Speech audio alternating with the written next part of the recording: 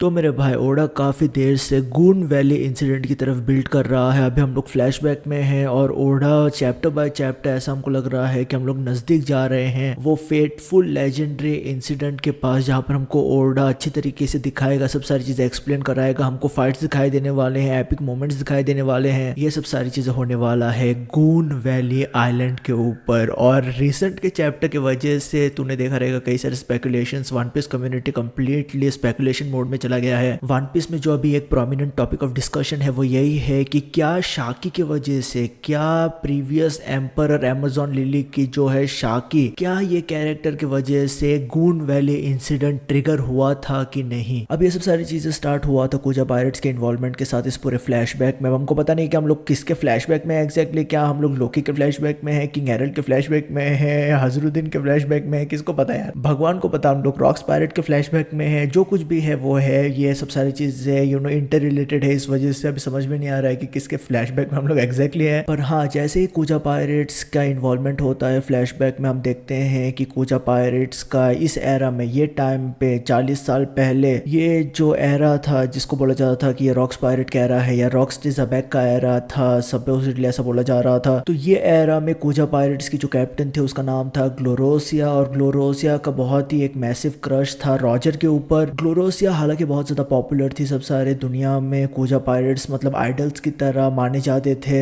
ग्लोरोसिया बहुत ज्यादा पॉपुलर थी, पर ग्लोरोसिया से भी ज्यादा जो पॉपुलर थी उसका नाम था शाकी। ठीक है, शाकी ग्लोरोसिया से भी, जो बेसिकली कैप्टन थी कूजा पायरेट के उस टाइम पे, एम्परस थी अमेज़न लिली की, उससे भी बहुत ज्यादा पॉपुलर थी शाकी उस टाइम पे। तो हम देखते हैं कि शाकी के लिए सब सारे Roger Pirates kind of simp कर रहे थे। हमारा भाई गोल्डी रॉजर भी हमको सिम्प करते हुए दिखाई दे रहा था, गबान सिम्प कर रहा था, सब सारे रॉजर पायरेट्स बेसिकली सिम्प कर रहे थे शाकी के लिए। सिर्फ एक बंदा जो सिम्प नहीं कर रहा था वो था हमारा भाई रेली। अब ये टाइम पे हम लोगों ने एक्चुअली कूजा पायरेट्स के 3 कैप्टन्स को देखा था, 3 सक्सेसिव जनरेशन के कैप्टन्स को देखा था, अमेज़न लिली के प्रिंसेसेस या एम्परर्स को देखा था। पहली है ग्लोरोसिया, दूसरी है शाकी और तीसरी है तोरितोमा। तो ये हमको तीनों दिखाई दे रहे थे। हमको देखे आगे चलते हुए ग्लोरोसिया कूजा पायरेट्स को छोड़ के चली जाती है, वो ज्वाइन करती है रॉक्स पायरेट को, और थोड़ा आगे चलते हुए शाकी भी छोड़ देती है कूजा पायरेट्स को। हम देखते हैं कि तोरितोमा लीड लेती है, तोरितोमा नेक्स्ट कूजा पायरेट की कैप्टन बनती है। और यही टाइम पे तोरितोमा बेसिकली कूजा पायरेट्स के प्रीवियस कैप्टन जो है शाकी, उसको वो छोड़ के आती है हाचुनोसु आइलैंड के ऊपर, फुल आइलैंड आइलैंड के ऊपर। अब शाकी का पॉपुलैरिटी, ब्यूटी इस टाइम पे कंप्लीटली पीक पे था। जो कोई भी प्रीवियस एम्परर्स आए थे वो मतलब कंपेयर भी नहीं करते थे शाकी के ब्यूटी को लेके। तो शाकी जब आती है हाचुनोसु आइलैंड के ऊपर, जो बेसिकली एक बैरन लैंड है, पायरेट पैराडाइज है ये आइलैंड पूरा, तो यहाँ पर वो आके एक बार सेटअप करती है। तो उसके लिए बार भी मतलब सब सारे लोग जो पायरेट्स थे वो बना के देते हैं उसके लिए बार, शाकी के लिए। तो शाकी यहाँ पर बेसिकली अपना बार ओपन करती है। तो नरेटर जिस तरीके से शाकी को हाइप अप कर रहा था कि किस तरीके से शाकी ट्रेजर ऑफ हाचिनोसु आइलैंड है और वो एक तरीके से क्राउन जूल है इस पूरे बैरन लैंड की, प्लस यहाँ पर ऑब्वियसली सबसे रॉक्स पायरेट मतलब कंप्लीटली मेस्मराइज्ड है शाकी के ब्यूटी को लेके। हमको सब सारे रॉक्स पायरेट के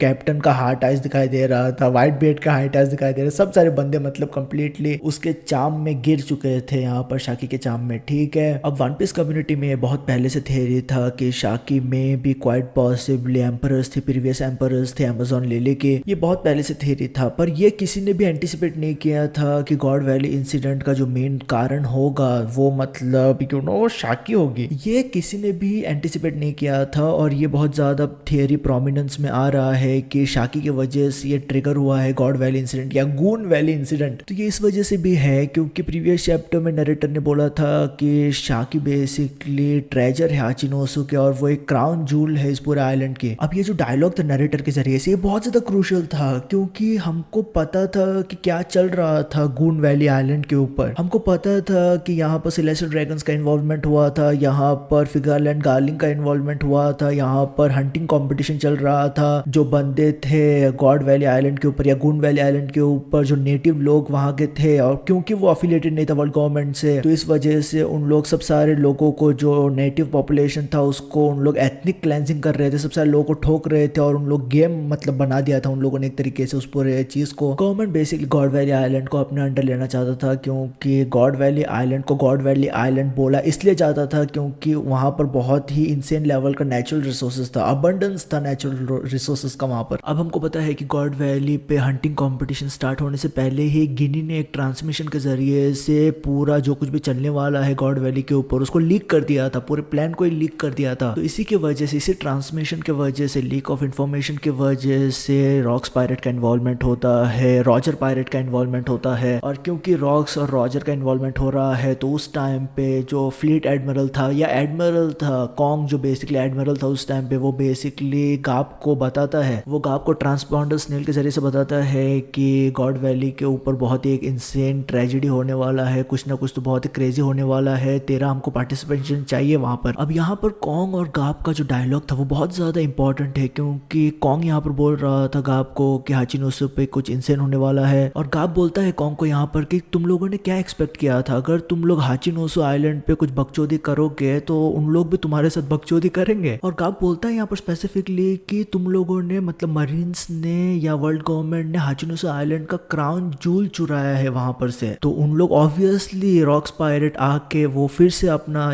क्राउन जूल फिर से वापस लेना चाहते हैं, तो उन लोग वो करेंगे ही। अब रिसेंट के चैप्टर में डायरेक्टर ने क्लियरली बोला है कि हाचिनोसु आइलैंड की जो क्राउन जूल है वो है शाकी। तो क्या वर्ल्ड गवर्नमेंट ने सच में शाकी को कैप्चर करके उन लोग लेके गए थे गॉड वैली आइलैंड के ऊपर? और मे भी ऐसा हो सकता है कि हंटिंग कंपटीशन के प्राइज में भी शाकी का भी इन्वॉल्वमेंट था, या शाकी को भी उन लोग ऐसा प्राइज की तरह रखे होंगे। हमको पता है कि उन लोगों ने डेवल फ्रूट को रखा था प्राइज, बट मे बी शाकी भी बेसिकली वहां पर एक प्राइज की तरह थी उस पूरे हंटिंग कंपटीशन में। अब रॉक्स पायरेट्स का जब इन्वॉल्वमेंट होता है गून वैली आइलैंड के ऊपर, तब हमको दिखाई दे रहा था रॉक्स पायरेट्स के मेंबर बोलते हुए कि उन लोग एक ट्रेजर के पीछे आए हैं, उन लोग ट्रेजर की तलाश में आए हैं गून वैली आइलैंड के ऊपर। तो क्या ये ट्रेजर शाकी थी? क्या ये सच में वैसा केस है? हमको पता है कि रॉजर पायरेट्स का भी इन्वॉल्वमेंट होता है, रॉजर तो हमको सिम दिखाई दे रहा था शाकी के लिए। अब ये बहुत ही एक इंटरेस्टिंग माइंड गेम ओडा यहाँ पर खेल रहा है, इन सेंस कि हमको पता है कि हाचिनोसु आइलैंड का हिस्ट्री क्या है, फुलेलिड आइलैंड का हिस्ट्री क्या है। फुलेलिड आइलैंड को प्रीवियसली सब सारे नेशंस के जो खूंखार क्रिमिनल्स होते थे उनको वहां पर सेंड कर दिया जाता था, भेज दिया जाता था, क्योंकि हाचिनोसु आइलैंड एक बैरन लैंड था, वहां पर कुछ नहीं था। तो कई सारे लोग, बहुत ही पेनफुल डेथ उनको मिलता था यहाँ पर, क्रिमिनल्स को पेनफुली उन लोग मरते थे यहाँ पर इस पूरे आइलैंड पे। तो एक टाइम पे ये आइलैंड पे कई सारे क्रिमिनल्स को सोना मिलता है, ट्रेजर मिलता है यहाँ पर। ये ट्रेजर कहाँ से आया किसको पता, पर यहाँ पर डिपॉजिट था ट्रेजर का। तो यही ट्रेजर की वजह से एक शेडी ऑर्गेनाइजेशन का इन्वॉल्वमेंट होता है हाचिनोसु आइलैंड के ऊपर, और बाद में एक तरीके से हाचिनोसु आइलैंड का किस्मत ही बदल जाता है। कई सारे क्रिमिनल्स यहाँ पर बहुत ज्यादा पैसा कमाने लगते हैं, बहुत ज्यादा रिच होने लगते हैं, और इवेंचुअली